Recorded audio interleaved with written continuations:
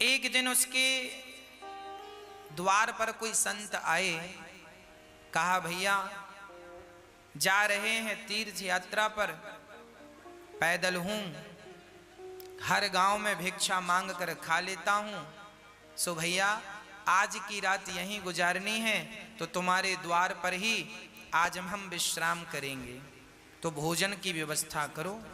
किसान बड़ा धार्मिक था, उसने बढ़िया संत के लिए कच्चा दे दिया, आटा इत्यादि। संत ने कच्चा ही मांगा, कहा लो। संत ने बना करके उसे भोग लगाकर किसान को प्रसाद देकर ग्रहण कर लिया। संत ने सोचा कि इसका अन्न खाए हैं, कुछ इसकी सदगति। देखो संत के पास क्या है देने के लिए? संत के पास देने के लिए एक ही चीज है, बोले ईश्वर तक पहुंचने का उपाय, ईश्वर तक पहुंचने का रास्ता संतों को पता है, सो वही रास्ता सबको बताते रहते हैं। किसी की समझ में आता है तो उस रास्ते पर चल के वो ईश्वर तक पहुंच जाते हैं, किसी की समझ में नहीं आता सो नहीं पहुंच पाते। संत ने कहा किसान से, भैया तुम रोज 1 घंटा कीर्तन किया करो। किसान ने कहा सरकार ये काम नहीं हो सकता, मैं किसान हूं और बहुत काम रहता है, पत्नी बच्चों में किसानी में समय बिल्कुल नहीं मिलता कि मैं 1 घंटा कीर्तन करूं। तो संत ने कहा कोई बात नहीं, तुम 1 घंटा कीर्तन नहीं कर सकते तो पास में कोई मंदिर हो तो नियम बनाओ और नियम से 1 बार ठाकुर जी का दर्शन करने मंदिर जाया करो। किसान बोला सरकार हम ये भी नहीं कर सकते, मंदिर थोड़ा 100-200 कदम पे दूर है, कई बार समय नहीं मिलता, भागना पड़ता है खेत की तरफ। अब संत बड़े चक्कर में पड़े, से क्या उपाय बताऊं? तो संत ने उसी से पूछा अच्छा ये बताओ तुम क्या कर सकते हो? जो भी करना नियम से करना, वो नियम तोड़ना मत। यदि तुम इस नियम से चलोगे तो तुम्हारी भी नैया पार हो जाएगी। तो किसान बोला मेरे बगल में घर के बाजू में एक कुम्हार रहता है, घड़ा बनाता है, आप कहो तो मैं उसका रोज दर्शन कर लिया करूंगा, ये नियम हो सकता? संत ने कहा ठीक है, तुम उस कुम्हार का दर्शन किया करो, नियम बनाओ कि कुम्हार का दर्शन किए बिना तुम भोजन नहीं करोगे, नियम बनाओ। और कुम्हार को इस भाव से देखोगे कि ये भगवान है, और देखकर राम राम जरूर कर लेना भैया, राम राम, और ठाकुर जी का दर्शन कर लेना, उनमें ही वो ईश्वर है ये सोच कर। भले तुम्हें शुरू में ऐसा लगेगा ये कुम्हार है, ये कुम्हार है, पर धीरे धीरे उसे कुम्हार ना कहकर उसे भगवान जानकर उसको दूर से प्रणाम कर लेना, और देखे बिना ये नियम बनाओ कि भोजन नहीं करोगे। किसान बोला ये ठीक है, ये मेरे बगल में है, मैं रोज देख लिया करूंगा, कोई ज्यादा वक्त नहीं लगेगा। संत चले गए। अब वो किसान रोज कुम्हार को देखता और भोजन करता। पत्नी बोलती भोजन तैयार है, बोले अभी आता हूं देख कर। कुम्हार को जाकर देख लेता और भोजन करने बैठ जाता, फिर अपने काम करता, रोज का नियम था उसका। एक दिन उसने कुम्हार को देखा, सो कुम्हार नहीं था। तो कुम्हार की पत्नी से किसान ने कहा क्यों जी तुम्हारे पति कहाँ हैं, कुम्हार भाई कहाँ हैं? बोले वो तो आज मिट्टी खोदने गए हैं। अच्छा किसान मिट्टी खोदने गया। पत्नी बोली किसान की आओ भोजन ठंडा हो रहा है, भोजन कर लो।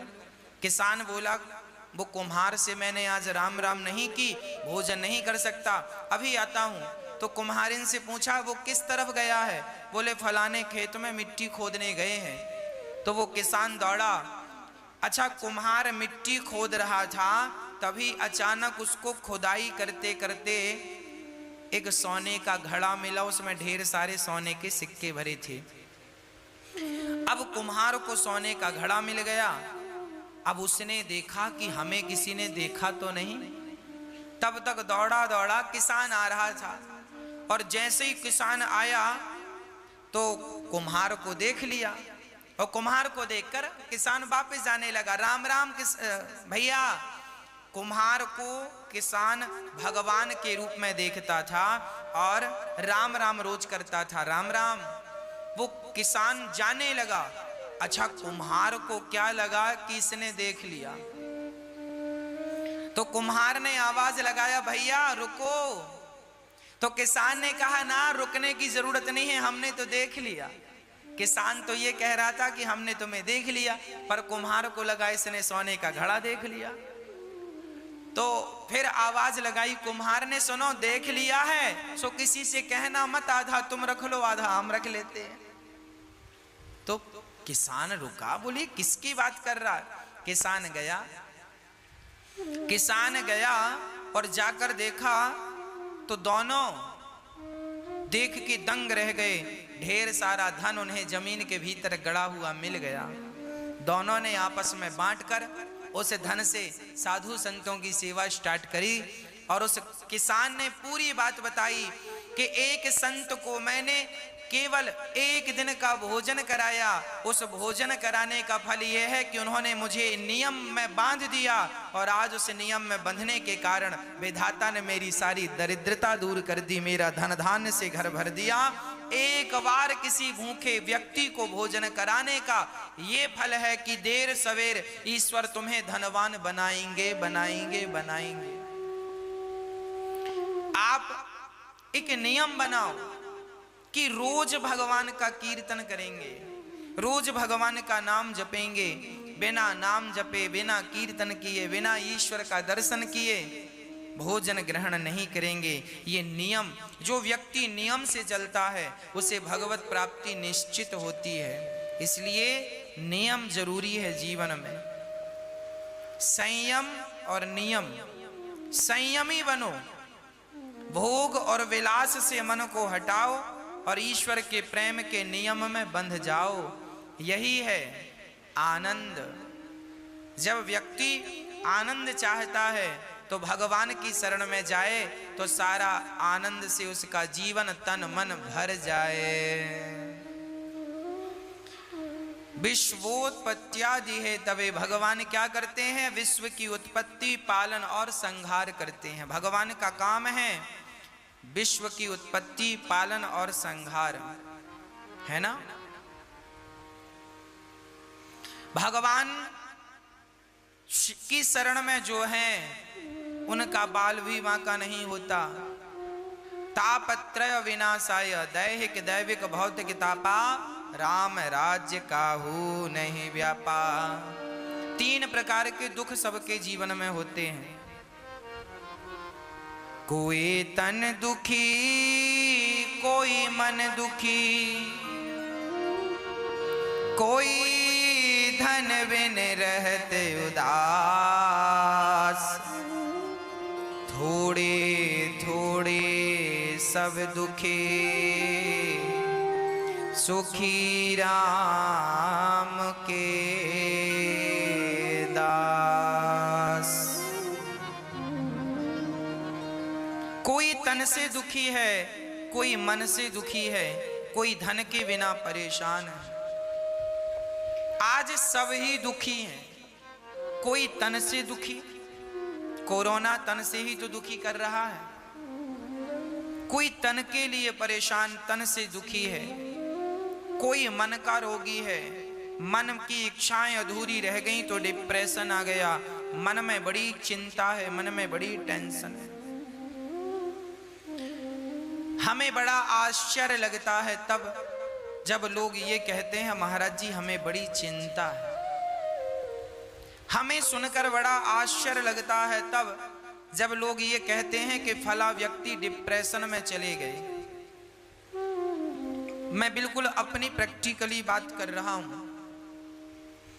मुझे बहुत आश्चर्य लगता है जब ये कहते हैं लोग गुरुजी बड़ी चिंता है। मैं आपसे पूछना चाहता हूं, बताइए आपको किस बात की चिंता है? क्या चिंता है आपको? जो हो रहा है क्या वो तुम्हारी मर्जी से हो रहा है? नहीं, ईश्वर की मर्जी से हो रहा है। अच्छा, जो कल हुआ क्या वो तुम्हारी मर्जी से हुआ? वो भी ईश्वर की मर्जी से। और कल जो होगा वो भी किसकी मर्जी से? क्या तुम्हारी और हमारी? अरे वो भी विधाता की मर्जी से। जब उसी की मर्जी का हो रहा था, उसी की मर्जी का हो रहा है और उसी की मर्जी का होना है, तो तुम किस बात की चिंता कर रहे हो भैया? क्यों दुबले हो रहे हो चिंता कर करके? क्या चिंता है? जो होना है वो होके रहेगा। चिंता मत करो, परमात्मा का चिंतन करो, नेगेटिविटी मिटा दो। नेगेटिव जो सोच है आपकी, नकारात्मकता है, समाप्त कर दो। सदा पॉजिटिव रहा करो, सकारात्मक रहा करो। हम चिंता क्यों करें? क्या हमारे सोचने से, हमारे चिंता करने से क्या कोई समाधान निकलता है? यदि निकलता है तो हम चिंता करें। जो व्यक्ति चिंता कर रहा है, इसका अर्थ यही है कि उसे विधाता पर, भगवान पर भरोसा नहीं है।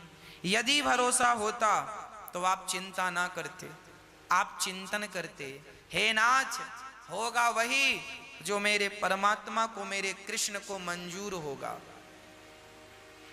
जो होना है होके रहेगा, तो आप समर्पण उनमें कर दो। क्यों चिंता कर रहे हो? सब बढ़िया होगा। आप तो केवल प्रसन्नता से ईश्वर का दर्शन करो, उनका नाम जपो, सब अच्छा होगा। होठों पे मुस्कान बनाए रखो। मैं आपसे निवेदन करूं, एक संकल्प हम सबको लेना चाहिए। सदा प्रसन्न रहने का संकल्प लेना चाहिए। सदा प्रसन्न रहो। सच्चिदानंद रूपाया, ईश्वर आनंद के स्वरूप हैं। एक बात बताओ, जो भक्त सदा मुस्कुराता रहता है, प्रसन्न रहता है, भगवान उस पर जल्दी प्रसन्न हो जाते हैं। एक मैया वृंदावन आई और ठाकुर जी लड्डू गोपाल जी खरीदने के लिए दुकान गई। तो लड्डू गोपाल जी की दुकान में जाकर दुकानदार से कहा, भैया वो वाले ठाकुर जी दो, वो वाले कृष्ण दो। दुकानदार ने कहा, वैसे ही तो ये हैं, इनको क्यों नहीं लेती हो मैया? तो मैया ने कहा, भैया वो वाले गोपाल जी की ना स्माइल ज्यादा है, वो ज्यादा मुस्कुरा रहे हैं, तो हमें वो अच्छे लग रहे हैं। आप भी मूर्तियां खरीदते हैं, आप भी जब गोपाल जी खरीदते हैं ना, तो एक बार उनकी मुस्कान पे जरूर नजर डालते हैं। जिन ठाकुर जी की मुस्कान ज्यादा होगी, आप उन्हें ही पसंद करते हैं। जब भक्त को भगवान मुस्कुराता हुआ अच्छा लगता है, तो भगवान भी कहते हैं कि मुझे भी मुस्कुराता हुआ भक्त बहुत अच्छा लगता है। जो सदा मुस्कुराता है वो ईश्वर की हर हाल में पूजा ही करता है। इसलिए डिप्रेशन, चिंता छोड़कर ईश्वर के भरोसे रहकर सदा मुस्कुराइए, सदा प्रसन्न रहिए, सदा आनंद में रहिए। ये वक्त भी गुजर जाएगा, ये दुख का वक्त भी गुजर जाएगा। बस ईश्वर का चिंतन और होठों पे सदा मुस्कान बनी रहे। सदा मुस्कुराते रहा करो, सदा हंसते रहा करो। ये हंसने मुस्कुराने का मौका अभी मिला है, हंस लो, मुस्कुरा लो। पता नहीं अगले जन्म में हमें विधाता ने कुत्ता बिल्ली की योनि दे दी, तो कुत्ते बिल्ली की योनि में तो हंसा मुस्कुराया नहीं जा सकता। गधा और बंदर बना दिया तो मुस्कुराया और हंसा नहीं जा सकता। ना जाने कौन सी अगली योनि मिल जाए और हम हंसने और मुस्कुराने के लिए तरस जाएं। अभी अवसर है, अभी मुस्कुरा कर ईश्वर का धन्यवाद करो, तो आपकी गति बिगड़ेगी नहीं। और आप अभी से बंदर का मुंह बना के बैठेंगे तो अगले जन्म में भगवान बंदर ही बनाएंगे। कई लोग ना हम देखते हैं हंसते ही नहीं, बैठे हैं बंदर का मुंह बना के। एक सज्जन, उनको 1 महीने में 2 लाख रुपए का फायदा हो गया। पड़ोसियों ने कहा, किसी ने कहा क्यों, आप तो बड़े प्रसन्न होंगे, आपको तो 2 लाख का फायदा हुआ। उन्होंने कहा, काहे की प्रसन्नता, हम तो बड़े दुखी हैं। बोले, काय बात का दुख है? बोले, हमारे पड़ोसी को 4 लाख का फायदा हो गया, हमें तो 2 का ही हुआ। लो, फायदा हो गया फिर भी वो उदास हैं, फिर भी मुस्कुरा नहीं। ऐसों को भगवान बंदर ही बनाएंगे, जाओ गधा बना देंगे। तुम तो कभी हंसते नहीं थे। अरे भगवान ने ये मनुष्य का तन दिया है हंसने के लिए, खिलखिलाने के लिए, मुस्कुराने के लिए, और आप बस रोते ही रहते हैं टेंशन में, दिन रात टेंशन। भगवान जाने काहे की टेंशन है आपको। जो होगा वो होगा, उसे ना आप रोक सकते हैं ना मैं। होनी तो होके रहे, अनहोनी ना होए, और जाको राखे राम जी, मार सके ना कोई। हाँ जी, भगवान पे भरोसा हो, अटूट भरोसा हो, वो भरोसा हो जो टूटे ही ना। हम संसार के लोगों को देखते हैं, भरोसा वो बनाते हैं, थोड़ी सी मुसीबत आई तो भरोसा तोड़ देते हैं। थोड़ा सा संकट आया, संसार का व्यक्ति थोड़ा सा भी संकट बर्दाश्त नहीं कर पाता। संकट आया और उसका भरोसा टूटा, अरे भगवान की जितनी भक्ति की वर क्या मिला, लोग ये कह देते हैं। भगवान भी बहुत मुस्कुराते होंगे। वाह, एक रिक्शे वाले से एक व्यक्ति ने कहा, भैया स्टेशन जाओगे? रिक्शा वाला बोला, चलेंगे साहब। कितना पैसा? रिक्शा वाला बोला, 30 रुपए लगेगा।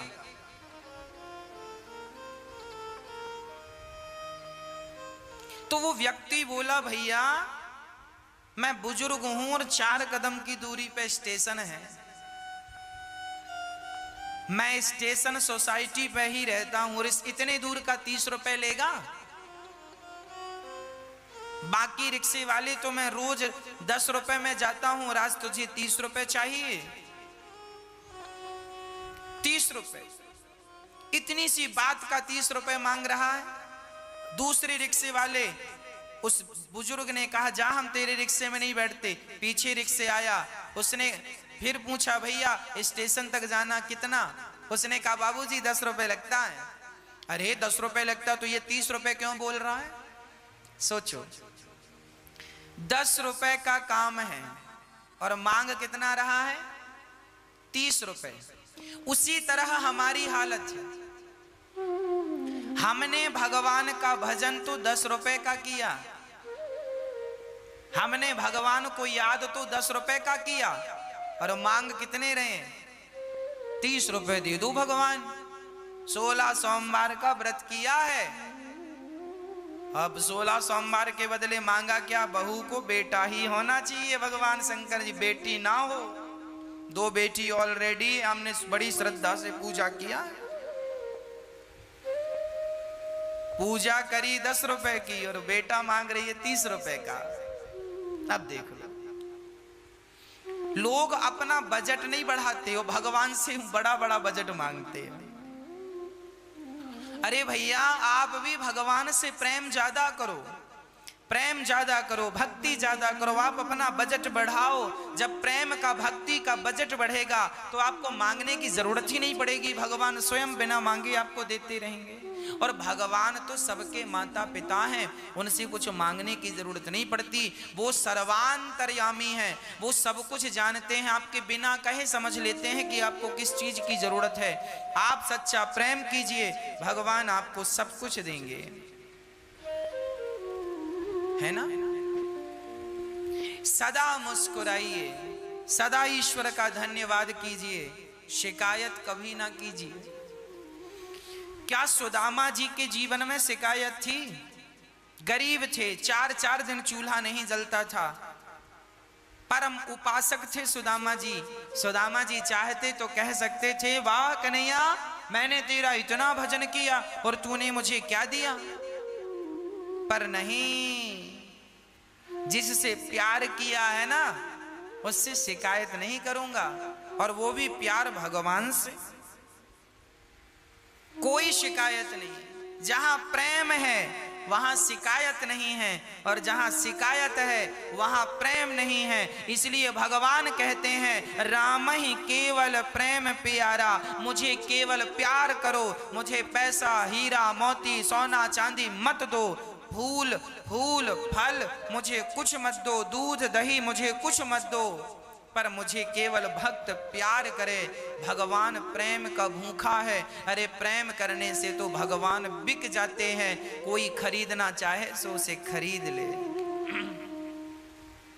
केवल प्रेम, राम ही केवल प्रेम प्यारा, जान ले जो जानने हारा। भगवान हमारा सारा दुख हर लेते हैं। कोई तन से दुखी है, भगवान की शरण में जाए सो तन अच्छा हो जाए। एक सज्जन हमसे बोले, गुरुजी ये बात लगभग 2 वर्ष पुरानी है, 2-2.5 वर्ष पुरानी बात हम आपको कह रहे हैं। एक सज्जन ने हमसे कहा, महाराज जी बुजुर्ग थे, उन्होंने कहा कि डॉक्टर ने हमसे कह दिया था कि अब आपका जीवन पूरा होने को है, कभी भी प्राण निकल जाएंगे। तो उन्होंने कहा जब कभी भी प्राण निकल जाएंगे तो हॉस्पिटल से छुट्टी कर दो। उन्होंने कहा घर जाइए। अब वो घर आ गए। वो दादाजी कथा सुनने आए और पर्सनल हमसे मिले और उन्होंने कहा, महाराज जी 3 साल पहले डॉक्टर ने कहा था कि तुम्हारा शरीर कह रहा है कि कभी भी प्राण निकल जाएंगे, पर महाराज जी देखो मैं भगवान की कथाएं निरंतर सुनता था, कीर्तन निरंतर करता था, तो आज 3 साल हो गए, अभी मैं स्वस्थ हूँ, काम भी कर लेता हूँ। डॉक्टर कह रहे थे कभी भी तुम अब मर जाओगे और 3 साल से मैं स्वस्थ हूँ, काम कर रहा हूँ। डॉक्टरों के हिसाब से तो मैं मर गया हूँ, अब तो भगवान की दी जिंदगी को आनंद से जी रहा हूँ, इसलिए जो जिंदगी है उन्हीं के नाम कर दी है मैंने जिंदगी। हाँ जिंदगी अब तो मेरी तेरे नाम सावरे, जिंदगी अब तो मेरी तेरे नाम सावरे। बची हुई जिंदगी भगवान के नाम कर दो। जब हम जिंदगी भगवान को सौंपते हैं, उनके नाम कर देते हैं, उनकी चिंता है। इसलिए कोई तन दुखी, कोई मन दुखी, कोई धन बिन रहत उदास, थोड़े थोड़े सब दुखे, सुखे राम के दास। कोई तन से दुखी, कोई मन से, कोई धन के बिना। सुखी कौन? जो भगवान के भरोसे हैं। जो भगवान के भरोसे हैं वो बहुत सुखी हैं। इसलिए भरोसा किसका? केवल कृष्ण का भरोसा। मुझे और किसी के भरोसे की जरूरत नहीं है, किसी के भरोसे की चाहत नहीं है, भरोसा केवल कृष्ण का है। ऐसे भगवान जो हमारे समस्त दुखों का नाश करते हैं, ऐसे भगवान को, श्री राधा सहित कृष्ण को श्री कृष्णाय वयम नुमः, ऐसे भगवान को हम हृदय में बसाते हैं।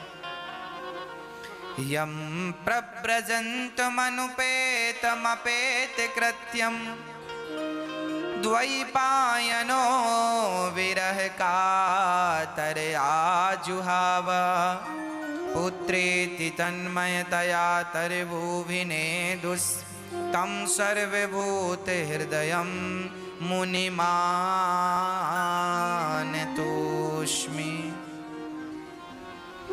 श्री सुखदेव भगवान का जन्म हुआ और जन्म लेते ही सुखदेव जी सन्यासी हो गए। ऐसे सुखदेव भगवान को नमस्कार करते हैं। 88,000 ऋषि बैठे हैं नैमिषारण्य में और 88,000 संतों के बीच में सूत जी आए तो सूत जी का खड़े होकर सारे संतों ने अभिवादन किया और सूत जी से कहा, महाराज हमें कथा सुनाओ। सूत जी ने कहा, आप हम सबका सम्मान खड़े होकर क्यों करते हैं? बोले, धन वृद्धा बल वृद्धा आयुर्वृद्धा तथैव च ते सर्वे विज्ञान वृद्धाश्च किंकरा शिष्य किंकरा। कोई धन में बड़ा हो तो धनवान कहलाता है, बल में बड़ा हो तो बलवान कहलाता है, आयु में बड़ा हो तो आयुवान कहलाता है, पर जो ज्ञान में बड़े हैं वो सबसे बड़े माने जाते हैं। आपकी आयु 20 वर्ष की है और आप ज्ञान में सर्वश्रेष्ठ हैं, इसलिए आप पूजनीय हैं, आप वंदनीय हैं। आपको हम वंदन करते हैं, आपका स्वागत करते हैं। सौनक आदि ऋषियों ने सूत जी से कहा, हमें यह बताओ कि हमें कृष्ण की प्राप्ति कैसे हो। ऐसी कथा सुना दो सूत जी जिससे भगवान मिल जाए। देखिए, जब भी कोई संत मिले तो उनसे भगवान को पाने का ही कोई मंत्र लीजिएगा, भगवान को पाने का ही कोई रास्ता पूछिएगा।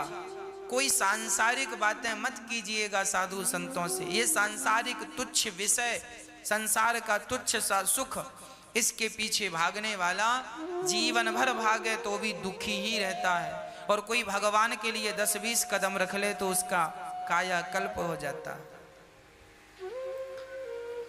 सूत जी ने कहा, सुनो, अब हम तुम्हें ऐसी कथा सुनाते हैं जो देवताओं को भी दुर्लभ है। एक बार देवराज इंद्र अमृत का घड़ा लेकर सुखदेव जी के पास आए और कहने लगे कि आप राजा परीक्षित को भागवत सुना रहे हैं, सो आप राजा परीक्षित को स्वर्ग का अमृत पिला दें और हमें भागवत तामृत पिला दें, भागवतामृत। क्वा, तब सुखदेव भगवान ने कहा, क्वा सुधा क्व कथा लोके क्व काचः क्व मणिर्महान् ब्रह्मरातो विचार्य एवं तदा देवाञ्जहासः।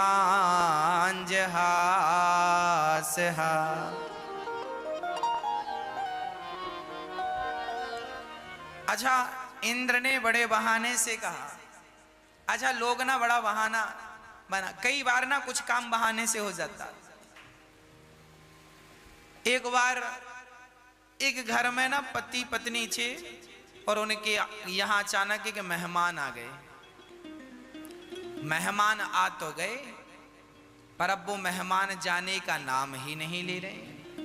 अब पति पत्नी बड़े परेशान। अरे राम राम राम, दिन भर खाता है, हम लोग 5-5 रोटी खाते हैं, 10-10 खाता है, तो जाता ही नहीं। अब पति पत्नी ने विचार किया, अब कैसे कहें, मेहमान है, कैसे कहें कि जाओ, कहा भी तो नहीं जाता कि चले जाओ, कोई घर से कैसे भगाएगा। पत्नी पति दोनों ने विचार किया, अब क्या करें। बोले एक काम करो, झगड़ा करते हैं नकली बहाना बनाने के लिए। तो ठीक है, कल शुरू करते हैं। हाँ, अब तो आज रात हो गई, कल की प्लानिंग हुई। उन्होंने सवेरे होते ही झगड़ा किया। पत्नी बोली, सुनो जी, मैं जा रही हूं मायके, अब मैं भोजन नहीं बनाऊंगी, जब देखो डांटते रहते हो। पड़ोस वो मेहमान बाहर बैठे सुन रहे थे। अब पति भी डांटता हुआ, हाँ बड़ा मायके की धमकी, जाओ चली जाओ, क्या हम बनाकर खा नहीं सकते। अब वो उन्हें डांटे, वो उन्हें डांटे, वो झूठ मूठ का वो झूठ मूठ का पत्नी लगी रोने, जोर जोर से रोने लगी। मेहमान को लगा, हे भगवान, आज तो कुछ मिलेगा नहीं खाना पीना। तो मेहमान ने आवाज लगाई, सुनो हम जा रहे हैं। मेहमान चले गए। तब तक पति बोला, सुनो गए, अब मत रो, अब काहे रो रही हो, हमने कोई जानबूझकर थोड़ी डांटा, हमने तो ऐसे ही डांटा, सच्ची का थोड़ी डांटा, झूठ का डांटा। तो पत्नी बोली, हाँ हम भी सच्ची का थोड़ी रो रही हैं, हम तो झूठ का रो रही हैं। तब तक मेहमान आके बोला, हम भी सच्ची के थोड़ी गए थे, हम भी झूठ की तो गए थे। तुम सच्ची का डांट नहीं रहे थे, तुम सच्ची का रो नहीं रही थी, तो हम भी सच्ची के नहीं गए, हमें पता था कि तुम बहाने कर रहे हो। मेहमान आए, बोले चलो भूख लगी है बनाओ। अब वो लगी बनाने। कई बार काम बहाने से हो जाता है, पर कई बार नहीं भी होता। तो ऐसा ही है कि बहाने से इंद्र बहाना लेके आए कि स्वर्ग का अमृत आप पिला दो परीक्षित को और हमें कथा अमृत पिलाओ, कथा का अमृत पिलाओ। बहाने की बात याद आई सो मुझे एक बहाना और याद आ गया। एक बूढ़ी मैया थी, उनके घर एक साधु आए। साधु को देखकर मैया ने कहा, महाराज बैठो, हम आपको भोजन कराएं। भोजन कराएं। संत बोले, हाँ हाँ हम तब तक पूजा कर रहे हैं, आप भोजन बनाओ। अब वो बूढ़ी माँ बड़े प्रेम से वो बहुत बढ़िया भोजन बनाए और भोजन बना के संत को कहा बैठो। अब संत ने कहा ठीक है, हम बैठ गए। मैया ने थाल में सब कुछ, दाल चावल खीर सब्जी पूड़ी रोटी सब बनाया था, सब परोसा। पर बेचारी पापड़ परोसना भूल गई। पापड़ भी बनाया था पर चूल्हे के पास ही पापड़ अब इतना परोसा तो बेचारी भूल गई।